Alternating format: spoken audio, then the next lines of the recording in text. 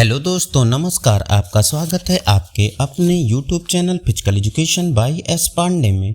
आज हम इस वीडियो में शारीरिक शिक्षा से संबंधित अति महत्वपूर्ण परीक्षा उपयोगी क्वेश्चन करेंगे जो हमारी आगामी परीक्षा UP TGT, PGT, LT, HTET, Rajasthan PTI, MP TET, NVS, KVS, MP sports teacher, Bihar STET की दृष्टि से बहुत महत्वपूर्ण है। इस प्रश्नोत्तरी श्रृंखला में मेरे द्वारा पूरी तरह से सावधानी बरती गई है। यदि फिर भी कोई गलती हो तो मानवीय भूल समझकर क्षमा करें।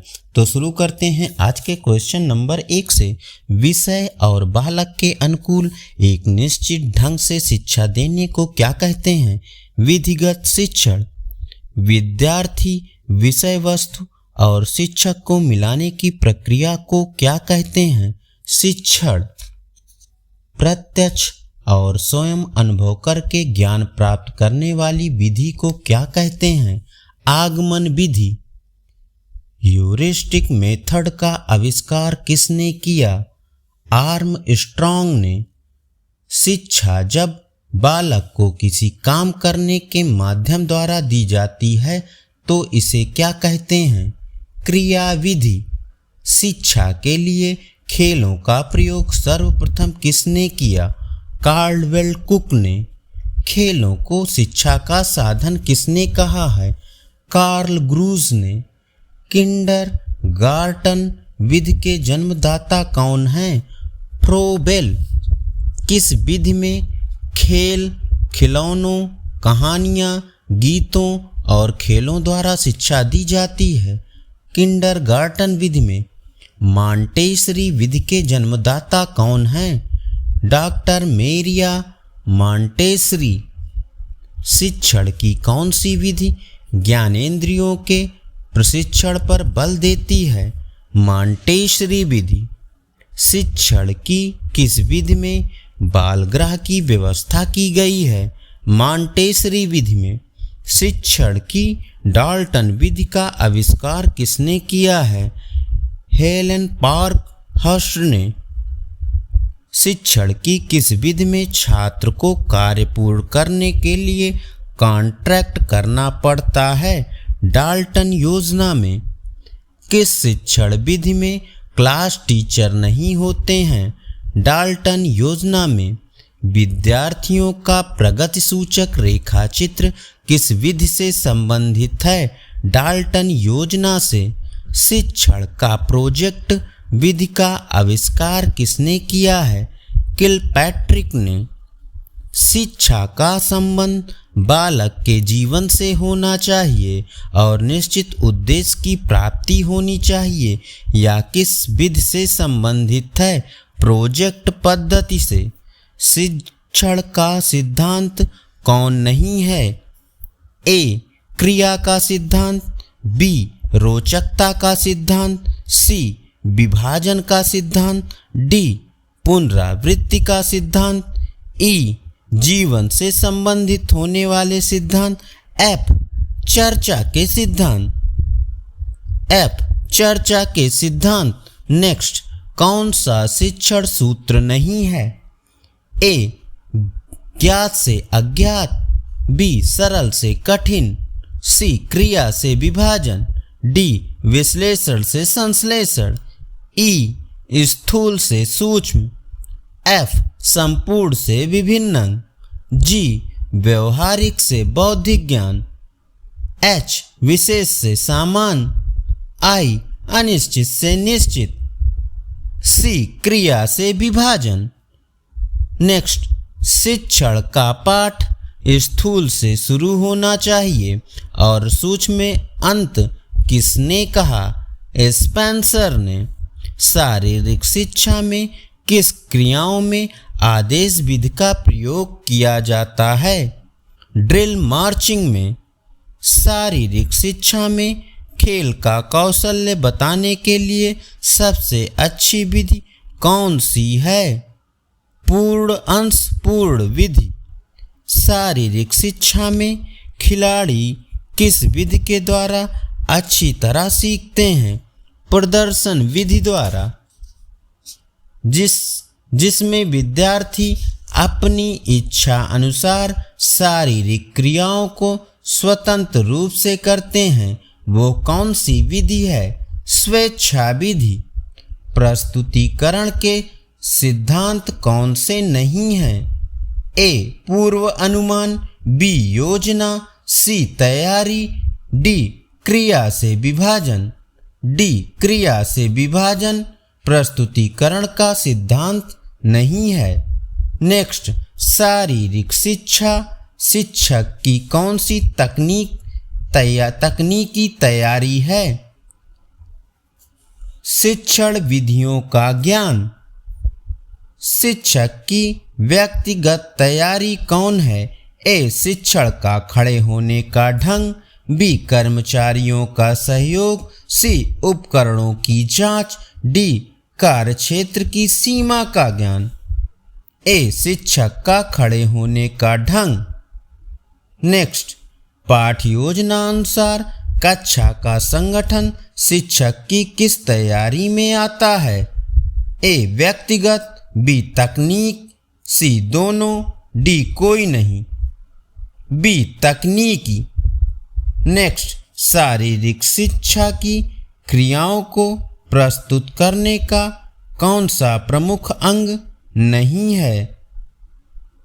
प्रदर्शन, अन्वेषण, वेशभूषा, निरीक्षण, कथन, भाषण।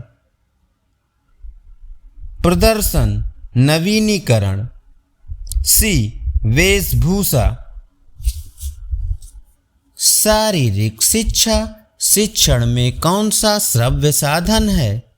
Bulletin card, B poster, C film slide, D radio. D radio. Next, शारीरिक शिक्षा शिक्षण में कौन सा श्रव्य साधन नहीं है? Radio, tape recorder, film slide, gramophone, C film slide. Next, शारीरिक शिक्षा शिक्षण में कौन सा श्रव्य साधन है? Video tape, film slide, bulletin card, diagram. A video tape. Next, शारीरिक शिक्षा शिक्षण में कौन सा दृश्य साधन है? A radio, B film slide, C television, D video tape. B film slide. Next, शारीरिक शिक्षा शिक्षण में कौन सा साधन श्रव्य दृश्य है? A radio, B video tape, C film slide, D tape recorder. B video tape.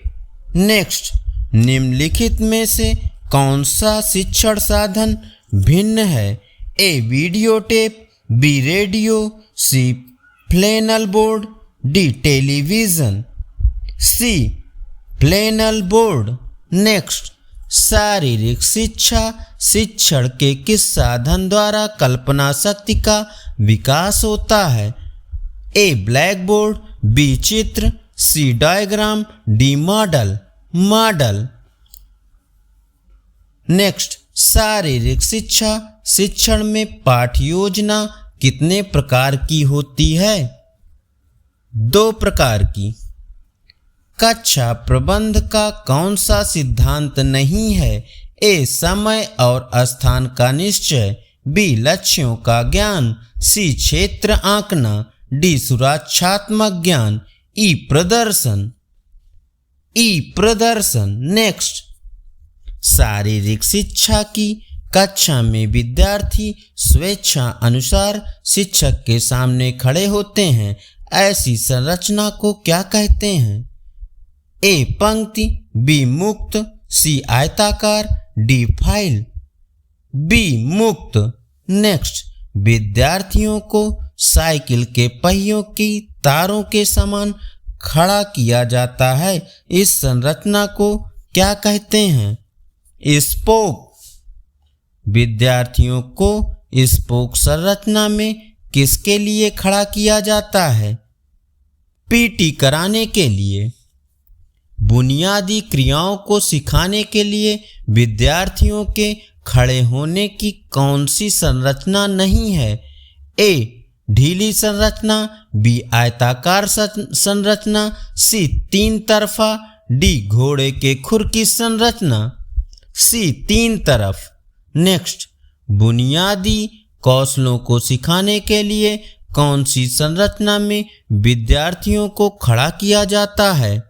ए गोलाकार, बी तिकोनी, सी मुक्त, डी घोड़े के खुर की संरचना, डी घोड़े की खुर की संरचना। नेक्स्ट, विद्यार्थियों के वर्गीकरण में किस विधि में ऊंचाई को नहीं माना गया है? नेल्सन और कोजन पद्धति, बी मैककलाय, सी मुंबई पद्धति, डी YMCA पद्धति, डी YMCA पद्धति।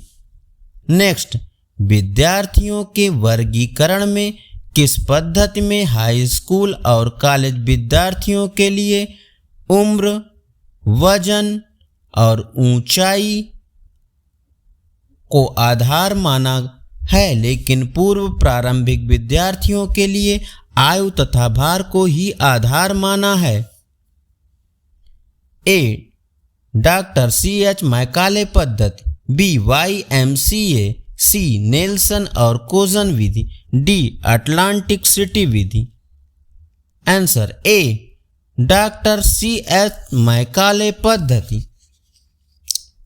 विद्यार्थियों के वर्गीकरण की किस पद्धति में सीनियर वर्ग की उम्र 35 और उसके ऊपर है? मुंबई पद्धति में। विद्यार्थियों के वर्गीकरण की किस पद्धति में रुचि और कार्यक्षमता को ध्यान में नहीं रखा जाता है? तिरुनारायण और हरिहरन पद्धति में। विद्यार्थियों के वर्गीकरण में लड़कियों और लड़कों के लिए अलग अलग इंडेक्स किसमें होते हैं? मैकलाय विधि में। विद्यार्थियों के वर्गीकरण कौन सी पद्धति केवल छोटी कक्षाओं में उपयोगी साबित होती है? अटलांटिक सिटी पद्धति। विद्यार्थियों के वर्गीकरण में कौन सी विधि केवल माध्यमिक विद्यालयों के लिए उपयोगी है? नेल्सन और कोजन पद्धति। विद्यार्थियों को 5 वर्गों में किस पद्धति में बांटा गया है? मुंबई पद्धति में। किस प्रतियोगिता में जो टीम हार जाती है उस टीम को प्रतियोगिता से बाहर कर दिया जाता है और दूसरी टीम से खेलने का अवसर नहीं मिलता है, वो प्रतियोगिता है नॉक आउट प्रतियोगिता। नेक्स्ट, यदि किसी परीक्षण को छात्र की उसी योग्यता की जांच करनी होती है जिसकी जांच करने के लिए उसे बनाया गया है, तो हम इसे क्या कहेंगे? वैधता। एक परीक्षण का जब भी प्रयोग किया जाता है तो उसके परिणाम में किसी प्रकार का अंतर ना हो, परिणाम एक ही हो, तो हम इसे क्या कहेंगे? विश्वसनीयता।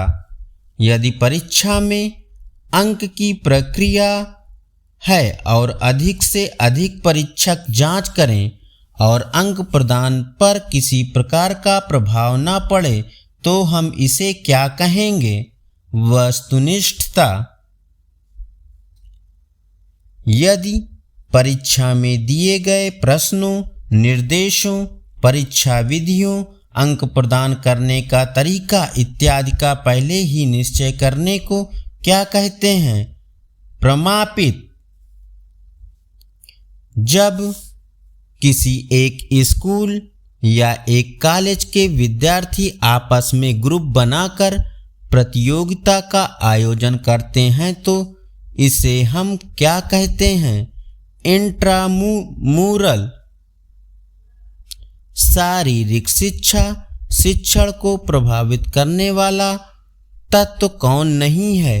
ए विषय वस्तु, बी विद्यार्थियों की प्रकृति, सी सेक्स और परिस्थितियाँ, डी सुविधाओं की उपलब्धता, ई निर्णय लेने की क्षमता। आंसर ई निर्णय लेने की क्षमता। नेक्स्ट, यदि शारीरिक शिक्षा शिक्षण में शिक्षक केवल व्याख्यान देता है और मात्र विद्यार्थी सुनते हैं तो विषय याद कितने प्रतिशत रहेगा? A 10%, B 20%, C 30%, D 40%। Option B 20%।